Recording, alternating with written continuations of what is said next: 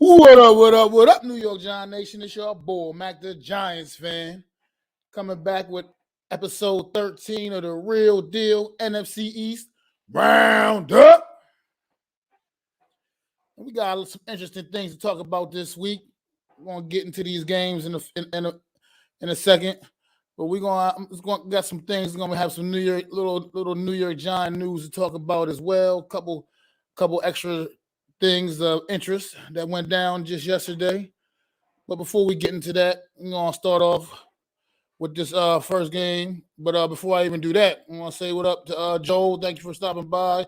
Sunday, thanks for coming and doing what you do every week. Always representing. Appreciate it.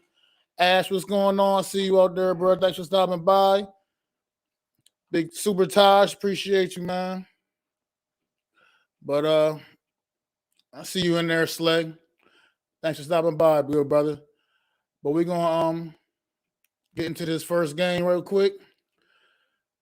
And that is the New Orleans Saints against the Philadelphia Eagles.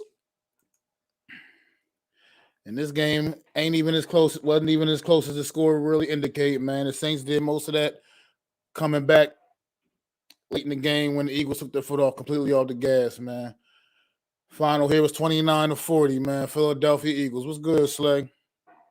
But once again, man, Jalen Hurts, man. His numbers never really jump completely off the page at you, man. But what they doing is effective with this kid, man. 13-24, 147 yards in the air. No passing touchdowns on the day. But then he would definitely respond back with 3 rushing touchdowns on the day, which is what makes Jalen Hurts so dangerous, man. It's a part of his game that no matter what anybody says about the kid, you gotta respect it, man. You gotta respect his ability to get out that pocket and make plays with his legs, huge plays, because he wasn't no little just quarterback sneak touchdowns. They were serious. And then also, once again, with this Philadelphia Eagle team, man, they this past month of the season, I feel I haven't checked it up officially, but I find it hard to believe that any other team has been running the ball more effectively than the Philadelphia Eagles the last month of the season, man. Once again, another 242 yards on the ground combined as a team. Miles Sanders went 16 for 94 yards on the ground. Welcome back, Miles Sanders. Was saying that before he got hurt, why they wasn't running the ball more. Once he got hurt, they began to do so, and now he's back. And as you can see, the weapon that Miles Sanders is, came right back and responded with a near 100-yard day. His first game back in about 3 or 4 weeks. And then their defense, man, also was just stepped up in this game, man. Absolutely shutting down New Orleans Saints, man. I get it. They was playing against Trevor Siemian, but at the same time, all you can do is go out there and play against who's across the field from you. And they went out there and they dominated. They dominated the game. Defense starting to get a little opportunistic, like them boys down in Dallas. Big play, Slay. So we'll say, for lack of better terminology right here, with his 3rd touchdown of the season. Very impressive considering he plays on the defensive side of the football. So, that's about all I got to say about that game. Because we got a lot to talk about here, and I want to move it along because I do got a couple things I got to be doing tonight. Be honest, I'm not going to rush it completely, but I got to move it along a little quickly tonight. Sorry. So we're going to get to the next game. And that would be the Washington football team traveling down to Charlotte to take on them Carolina Panthers. This was a pretty decent one, man. This is a pretty good game right here. Washington will get the W 27-21 because they got good Taylor Heineke this week. And when they get good Taylor Heineke, usually pretty good things happen for this team, man. 16-22, 206 yards, and 3 touchdown passes on the day. Taylor Heineke was on fire, man. Also, like a lot of Eagles, man, Washington ran the ball very effectively, man. 190 yards on the ground as a team. Antonio Gibson provided 95 of those yards on 19 carries. Feel like that's his best most productive rushing game of the season so far, man. This kid was expected to do big things. He's starting to finally, the last couple of weeks, starting to show those flashes of why people were so high on him in like fantasy drafts and things of that nature. So maybe you'll see if he'll keep that up because Washington's gonna need it, man. They're gonna need everything they can get, man, right now, going forward the rest of this season if they want to make any kind of a run or any kind of push. Terry McLaurin, man, Scary Terry, back at it again.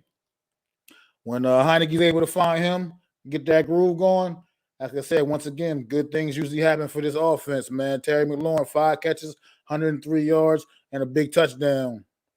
And it looks like finally this defense is finally starting to wake the hell up, man.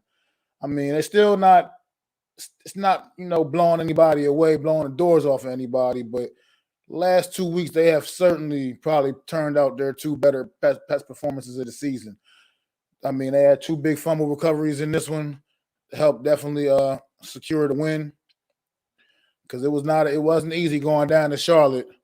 Wasn't easy going down to Charlotte and man, and getting a big W against Cam Newton and the Panthers on Cam Newton's debut game at home again. I mean, even though it's not like he never been there before, obviously, but it's been a couple of years now, so it was his first game back in front of the Charlotte faithful, and it was definitely loud and crazy in that stadium. And Washington went down there and they handled their business, man. So hats off to them. I mean, NFC East is starting to get interesting to seeing that race for second place, man, right now, because right now, I still can call it the race for second place. Dallas is still pretty much far and away ahead of everybody else in this division enough that it's going to take a lot of work to catch them. So right now, it's looking like Eagles and Washington are definitely making a push for a race for second place. Not only that, maybe even securing a wild card spot. So that's all I got to say about that. Yeah, and you're right, Super Taj, man. Scary Terry definitely is different, bro. He is definitely different. I got him on a couple of my fantasy teams, man. He always be handling his business, putting in that work, man. But we're going to move to the next game, man.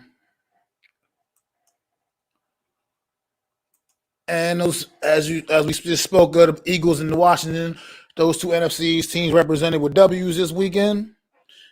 The next 2 NFCs teams I'll be speaking about did not have any such luck, man. This game right here, the Chiefs hosting the Dallas Cowboys. And the final score here would be 19-9. This game had to be the biggest disappointment of the weekend. Absolutely, hands down, had to be the biggest dud of the weekend. I was looking forward to this game. And I know most just general NFL fans in general are looking forward to this football game. And all they got was a 19-9 stink fest. Dak Prescott, man, 28 for 43, 216 yards, and 2 interceptions on the day. And Dallas, who's been running the football very well lately, all they could muster was 82 yards on the ground, man. On only 6 carries, 6 rushing attempts. I don't know what kind of game plan that was, considering the score was never out of hand. Just to completely avoid the running game was just absolutely ludicrous to me. And Dallas they lost CeeDee Lamb in this one, man. He went out with a concussion. It's not going to be looking good. He's obviously he's going to look like he's going to miss tomorrow night as well.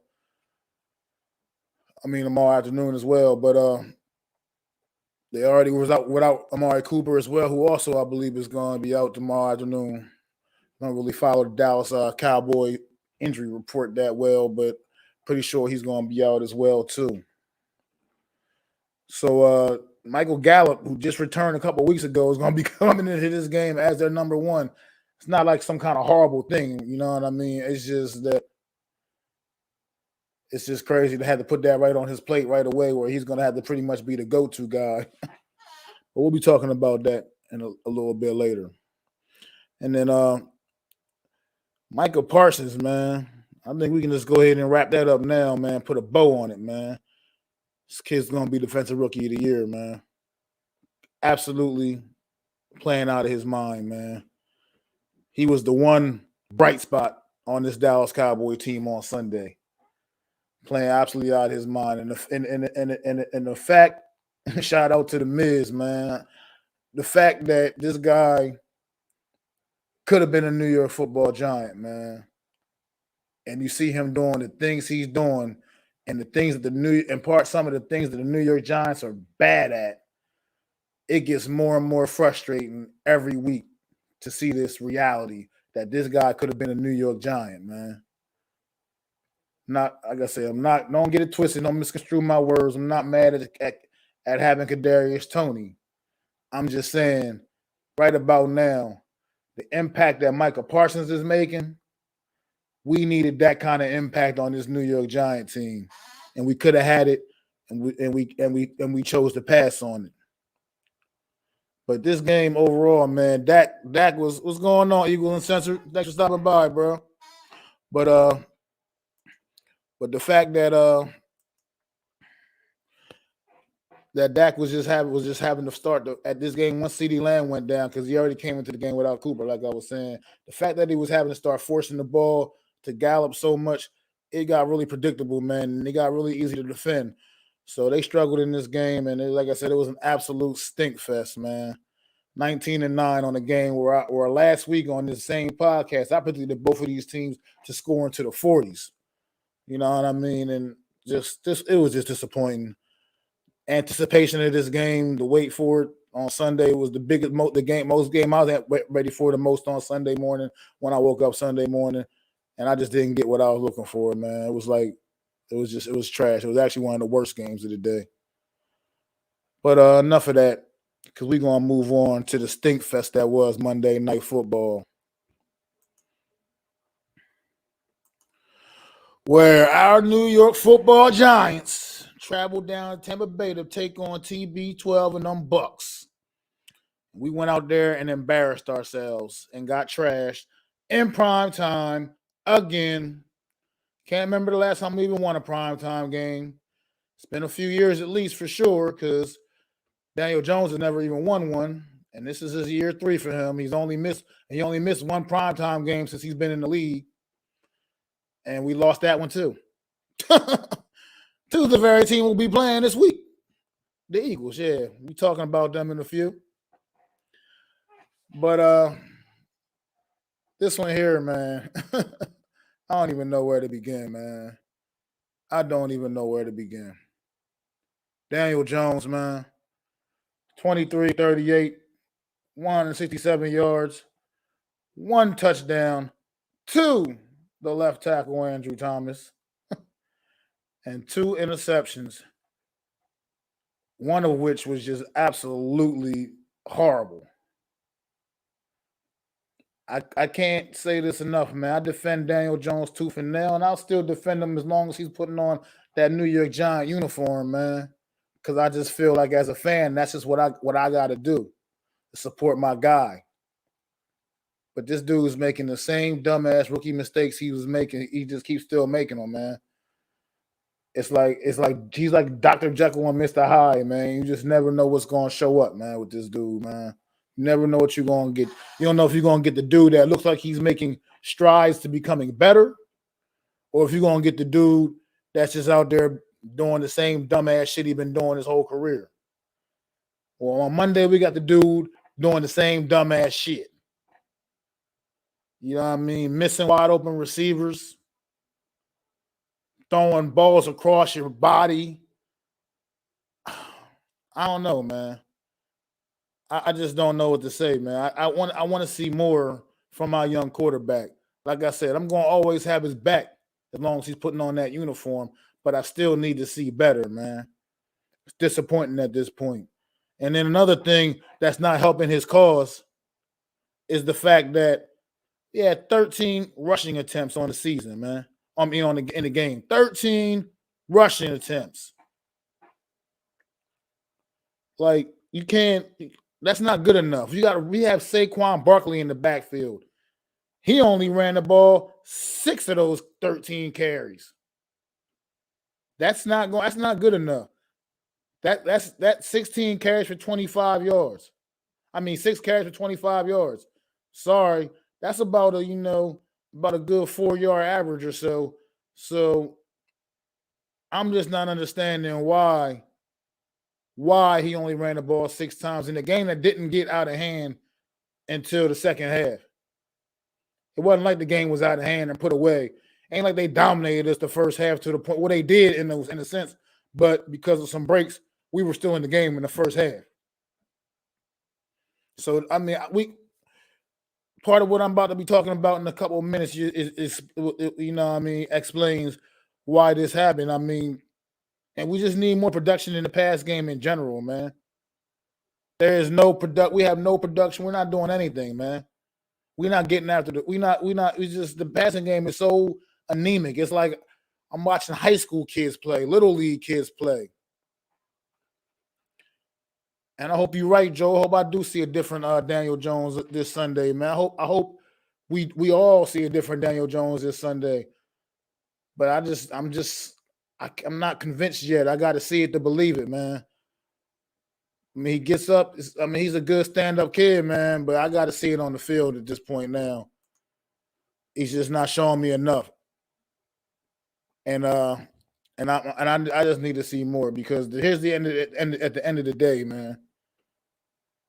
All these things around Dan Jones, the offensive line is horrible. The offensive coordinator, the former, I should say, offensive coordinator, it was just, prehistoric, so to speak. But it's not his fault. It also wasn't Jason Garrett's fault that Daniel Jones is throwing passes across his body to defensive linemen on plays that are just not there. It's not Jason Garrett's fault. Well, I don't think it. Well, I don't know about the missing wide open receivers. Unless Jason Garrett is just telling him to just key in on one guy. I think we're gonna find a lot more about that on Sunday. If Daniel Jones is on Sunday all of a sudden looking all through the field, looking through his progressions, and you know what I mean, then I don't know. Then that'll be eye opening. But right now, on Monday night, he was just staring down receivers and just locking in on one guy, throwing the ball to him, no matter what. Didn't matter what else was going on in the play. What you got? Yo, busy Friday night. You can come on my late night show. Friday night, I might not be in Friday night. I do got some plans. I'm not sure. Depends how late you doing. How late you talking about? Uncensored.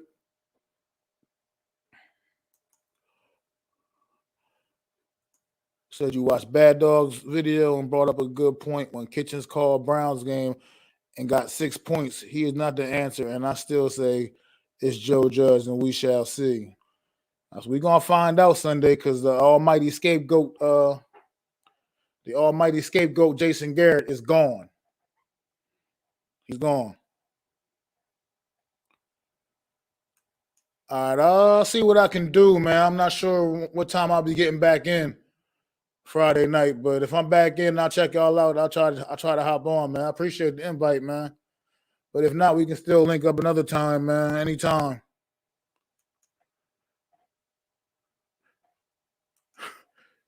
I saw that on Twitter, man. Taj, that post you made about Jones not wearing a play sheet wristband made Garrett get his ass out of here. Yeah, I saw your post on Twitter, man. The picture of him in practice with it on, man. That's kind of refreshing to see too, man, because that was kind of weird that he was like the only starting quarterback to go out on the field and don't got one of them wristbands on.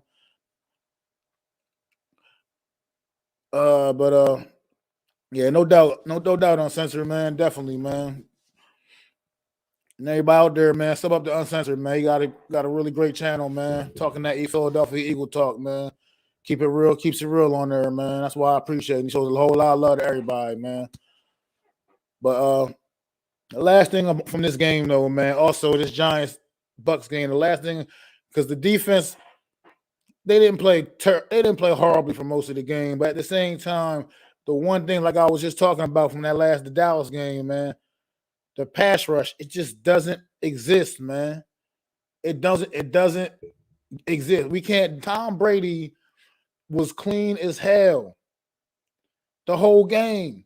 The only time I feel like Tom Brady got a little bit dirty was the play where he scrambled and he had to slide. Other than that, that's the only time he went down on the ground. He barely touched Tom Brady on Monday night, man. And that's also another reason why he sat right back there and carved us up. This pass rush got to get better, man. It's got to find a way. You got to find a way to put pressure on opposing quarterbacks. But before I get into next week's action, man, I do want to talk about one more thing real quick, a little state of the New York Giants, man, because a lot of people were very, very excited to see Jason Garrett get fired yesterday. And I'm not going to act like I'm brokenhearted over it, you know what I mean? But at the same time, let's put them things into perspective.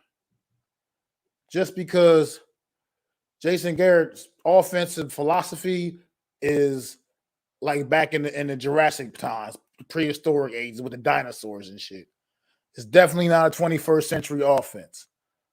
With that being said, Jason Garrett being gone, that's not going to make the offensive linemen know how to block.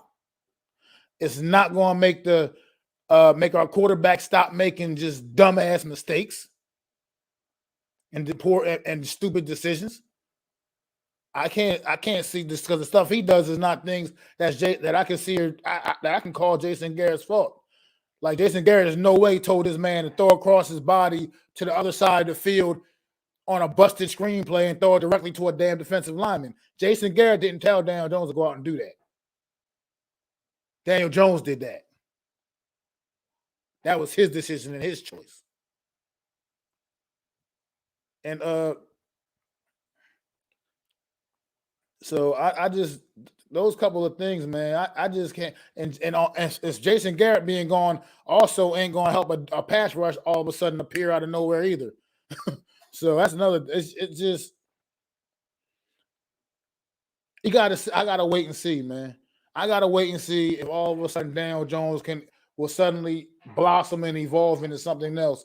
Because as of right now, from what I've seen, I'm not so convinced anymore, man. I've been trying to. I've been sticking with this kid, but Monday night was very eye-opening, man. He just keeps reverting back to the same craziness. The same craziness. This guy's pocket presence, it doesn't even exist. It doesn't. He has none of that. He has athletic ability. He doesn't seem to know how to use it. So I just don't know what to say about it, man. Nothing this kid does look natural. It all just looks stiff and for lack of a better word, like Big Pat always says, robotic. Shout out Big Pat, man. It's always just looks stiff and robotic, man. Everything Daniel Jones does. Which is funny because opposite his counterpart this week, Jalen Hurts, it's the complete opposite. It looks nice, natural. It flows. Like I said, the kid, Jalen Hurts, he doesn't have pass numbers that jump off the page at you. But at the same time, he uses athletic ability to makes plays over and over and over again. It's just the reality. And it looks seamless. Whereas with Daniel Jones, it just, like I said, it always just looks stiff and robotic, man. But we're going to get ready to get into next week's action. I'm sorry, I don't really like to speed along too much, but I do got a little something to do. Seeing how it's the day before the holiday, man. So we're going to get into next week's action, man. Starting off with Thanksgiving and them Dallas Cowboys will be hosting the Las Vegas Raiders. I don't really know, man, how to go about how I feel about this game. The Cowboys is coming in with a few key pieces missing, a couple couple big ones.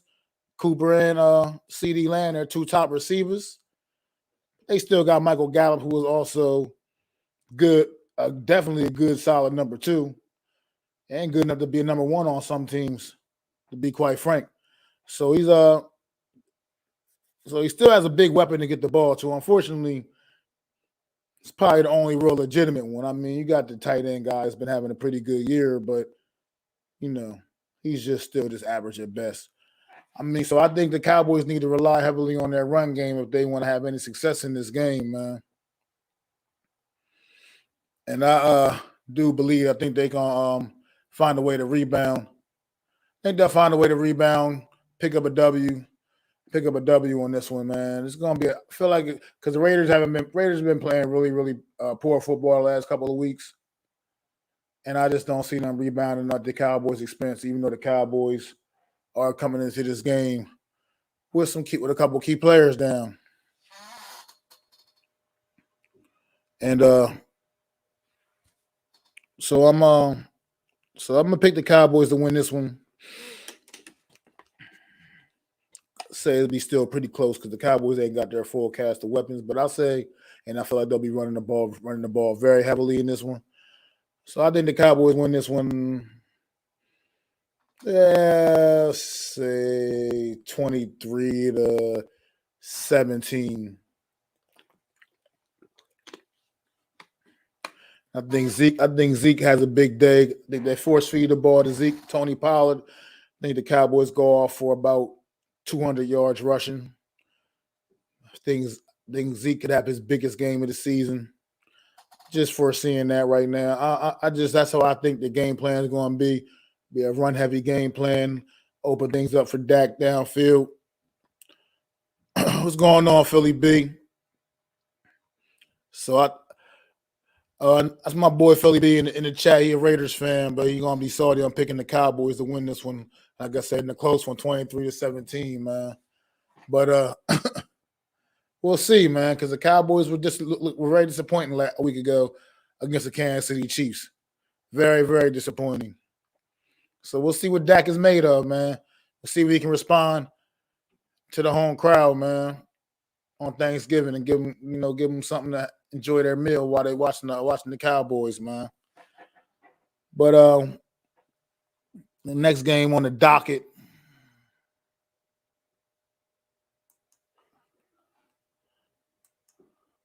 is going to be it's going to be Monday Night Football. And that's going to be the Seattle Seahawks traveling across the country to come visit the Washington football team. Once again, man, Washington is looking like they starting to try to turn their season around a little bit. Seattle is becoming a team of desperation at this point. They are probably in the toughest division in NFL, and they are now playing from behind big time, man. So, I don't know how I feel about this game totally yet. But I feel like Washington, even though they had a couple big wins these last couple of weeks, I don't know, man. I still think they're due for another one of those bad Taylor Heineke games. You know what I mean? And I think Seattle might just force that on them, man. I think Russ Wilson's been having a tough year, struggling for the most part. There's no semblance of a running game whatsoever on that team. It's been really up and down. Need to get Tyler Lockett going again. DK Metcalf needs to just get a little more consistent.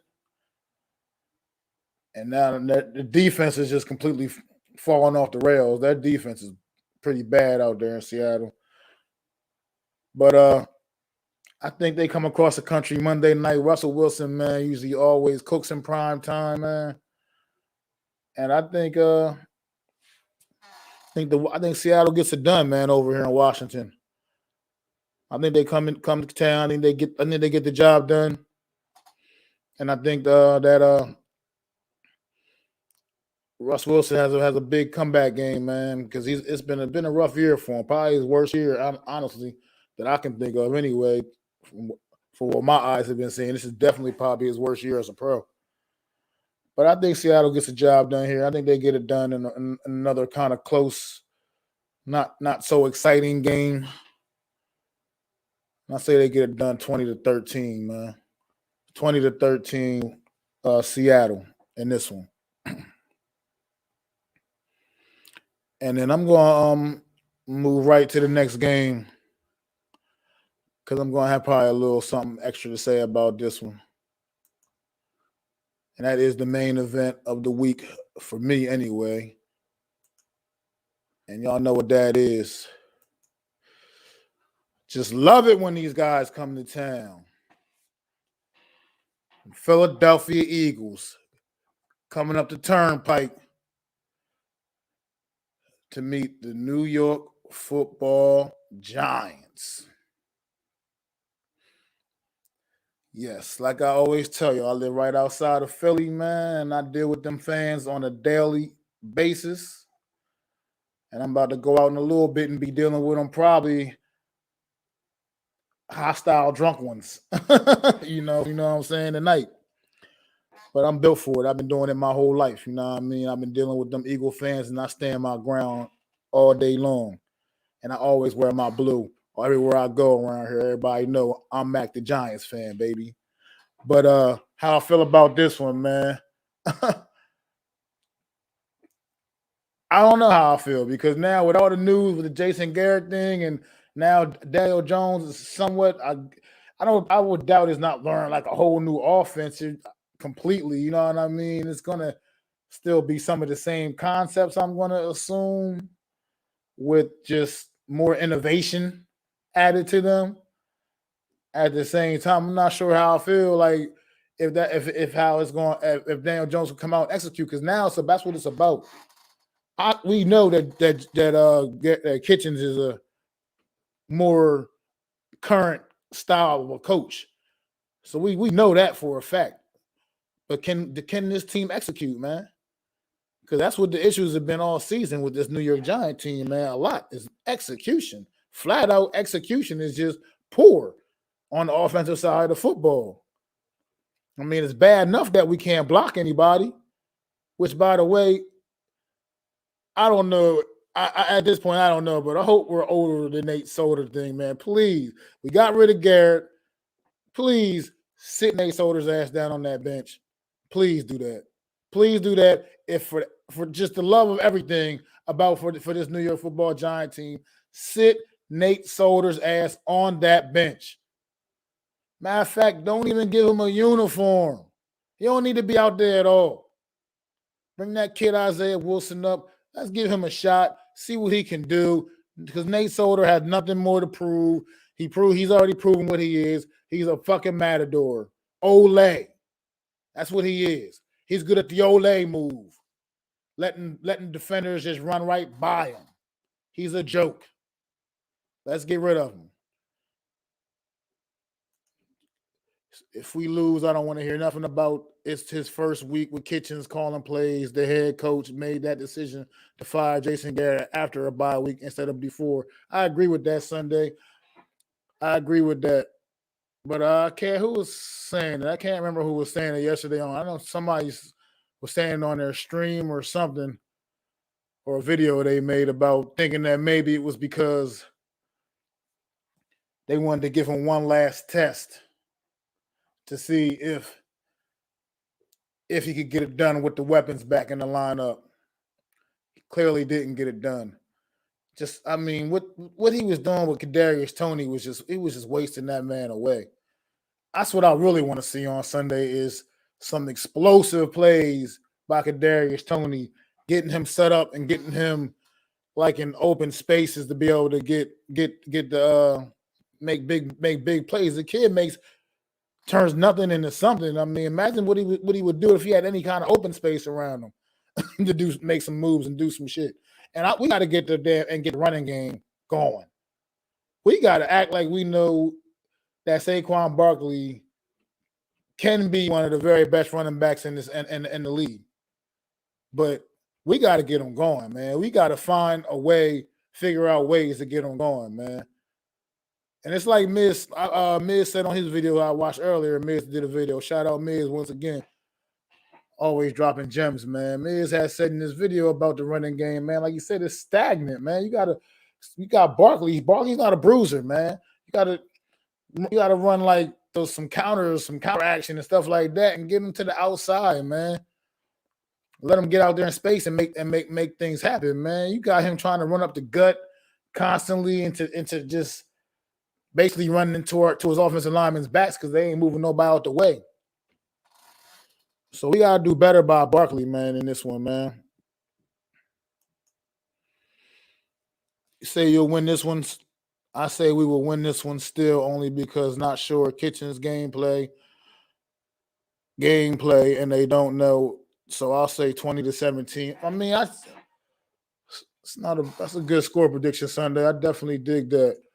My thing with this game is for defensively is if ever a week where discipline is the key, where you got to stay in your lanes and maintain containment, because Jalen Hurts will tear our asses up if we go out there and just start firing up the field all undisciplined and crazy, man. You got to stay and keep containment and keep his ass in the pocket. We have to figure out a way to force Jalen Hurts to beat us with his arm. And if he's able to do that, that would be the ultimate test for me to prove that he is the real deal. I mean, he's already leaning towards that with me anyway, but that would be the ultimate, you know what I mean? That would seal it for me. That this kid is definitely, legitimately the real deal. If we can force him into the pocket, keep him in the pocket, and force him to beat us with his arm, then I'll be convinced about Jalen Hurts. With that being said, I feel like if we do that, he's not going to be able to beat us with his arm. I think that's the part of his game he still needs to work on, is being more consistent with his downfield throws, with his just throws, period. He can get a little inaccurate, especially when he's forced to do it several times, when he's forced to be a one-dimensional quarterback. Say yes, defense wakes up later in games and said it last week, and same thing this week. If they don't wake up early and they get 10 points ahead, we done. I agree with that Sunday. That can happen in this game. We're just not set up to play catch up, and our team is not built to be playing catch up, man. So you're right, we can't get down on this team, man, because this Philadelphia Eagle team, they obviously, any New York Giant fan knows this team has had our number for the past years upon years. I've been a New York Giant fan since 1985. This Philadelphia Eagles team always find ways to beat us. Even the season when we're better than them, the Eagles find ways to beat us. I've been dealing with this my whole damn life. Like I said, living right outside of Philly, these fans have been driving me crazy my whole life. They're obnoxious and they're crazy. And my only argument for them is always a Super Bowl argument. Well, they end up getting one of those too. I mean, we still got more, but the point is, that's all I ever have on this Eagle team. We need to start stringing some victories together against these Eagles. We won the last game we played against them. We should have won both times last year. But you know how that goes. We always find ways to lose to the Eagles. We got to make that. We got to stop allowing that to happen. And before I give you all my score prediction, I just want to remind this team of one more thing, man. Y'all see this right here? This number is going up in the rafters forever. Forever. Nobody gonna wear 92 no more. Nobody wearing 92 no more. Nobody. Michael Strahan. This game's for him. We already went out there week 3 against Atlanta on Eli week and shit the bed. Completely shit the bed. This is for Michael Strahan. We cannot go out there and do the same dumb shit we did week 3. Where we lost that game against an inferior opponent, which is the Atlanta Falcons, and we are an inferior opponent. We're an inferior opponent. We should have no business losing that football game, and we lost to them at home on Eli Day. Well, this is from Michael Strahan. Halftime, they putting his number up in the rafters forever. Nobody's touching that number again. He's being honored. Make it happen, New York Football Giants. If y'all can't go out there and get fired up for this, y'all can't get fired up. If this defense can't just kind of summons a pass rush with one of the New York Giants all-time greatest pass rushers in the building being honored, then I don't know what more can, man. What more can they knight this? Can they knight them linebackers and defensive ends, them pass rush, them edge rushers? What more can they knight them? You already had all summer during training camp. You had Tuck in the building. You had OCU Manure in the building. You had Thias Kiwanuka in the building. You had, and I know Strahan probably popped in and out too here and there. Yet, still couldn't find a way to get this pass rush going. What's good, Bird, man? Thanks for stopping by, bro. But what I don't get is, so if Michael Strahan, with his number being retired, if that still can't just, you know what I mean, bring a different type of energy into y'all, man, then I don't see, I just don't get it, man. I don't know what else will, man, because it's just, we can't have this. We honoring a legend on Sunday. Do not fuck this one up the same way y'all did week 3 when you fucked up Eli week. Not acceptable. Not acceptable. So I think I'm gonna go ahead and pick this score right now, man. And Eagle Giants games, no matter what, if they ain't nothing else, they always interesting, they always good, they always hard fought battles. Very rarely are they blowouts, no matter who's winning. They're very rarely blowouts. I agree too, Bird, man. You're right. If we can't show up, man, this is it. This is absolutely it. This will be the fork, man. If we can't get it done, man. You're right, like you just said, yeah, our season is definitely done if we lose, man. It's over with. This is our last gasp right here. The only thing can possibly keep our season alive is to win this game right here. It starts with winning this football game to keep our season alive for whatever hope it may possibly have. But I am going to pick the New York Giants to win this one, man, because I feel like we're going to be able to, I feel like if nothing else, the defense will be able to put something together, man. I really do. I'm really just feeling like that, man. And I'm thinking that we're going to win. I think Giants win this one. Another close one, like I said, Eagles-Giants game's always close. And I'll say 27-24, man. Say we win it by 3, man. And a close one, but we get to find a way to put the game away and get the job done. For one thing I will say, like I was mentioning, Daniel Jones has played against the Eagles 3 times. He's only 1-2 against them. But he hasn't had a bad game in none of those 3 games. For what it's worth, he has had success against his Eagle defense. I mean, like I said, even though he's only 1-2 in the 3 games he's played against them, he has had success. So hopefully he can continue that success against his football team. Hopefully we can get Barkley going. He's had a couple of his biggest games of his career been against the Eagles. Of course, they date back a couple of years now, unfortunately, because of the injuries. But also, once again, another defense that he's had success against. So hopefully we can get those things going. Hopefully we can get a Kenny Galladay appearance with somebody else calling the play with a new play caller. Maybe we can get Kadarius Toney, get him going a lot more, get him going a lot better. Then we've been using them, not sending them out on 3 and 4 yard out routes and shit. We'll see. So you think it's no, excuse me. Daniel Jones has to put his heart in the game. He definitely does. He absolutely has to put his heart in the game. I mean, there's no question about that. He's got to come be ready to play mentally and he's just got to make smart decisions, man. That'll if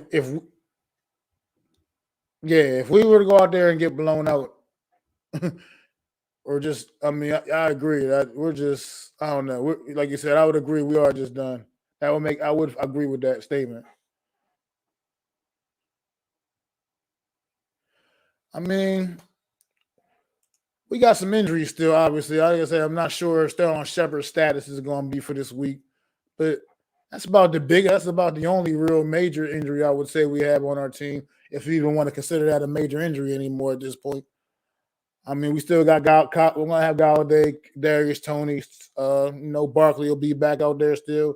Andrew Thomas, who made an impact, who was about the only thing positive from Monday Night Football for the Giants was Andrew Thomas. That was about it. So we'll have all those guys. So man, injuries are nothing. Like you just said, ended that statement with next man up, man. It's NFL, there's no excuses for that, man. So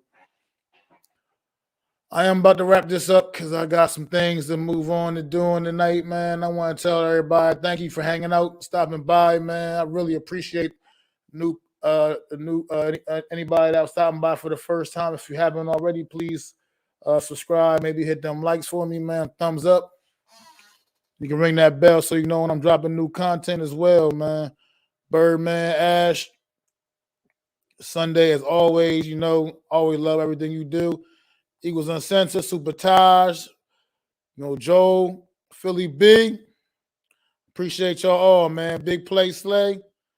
Love y'all, man. And y'all make sure y'all absolutely have a very fun, happy, safe Thanksgiving, man. I appreciate y'all, man. And I'll check y'all out on Sunday morning with the True Blue preview before the game.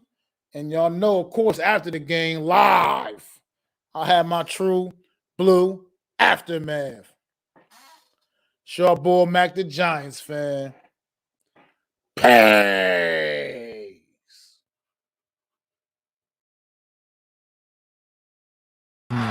If you was feeling this, please take time to subscribe and smack them likes. Feel free to drop a comment. Let me know what you think. Don't forget to ring that bell so you know when I'm dropping new content. It's your boy, Mac the Giants fan. You can find me on Twitter, YouTube, and Facebook at Mac the Giants fan. That's MACDA Giants fan.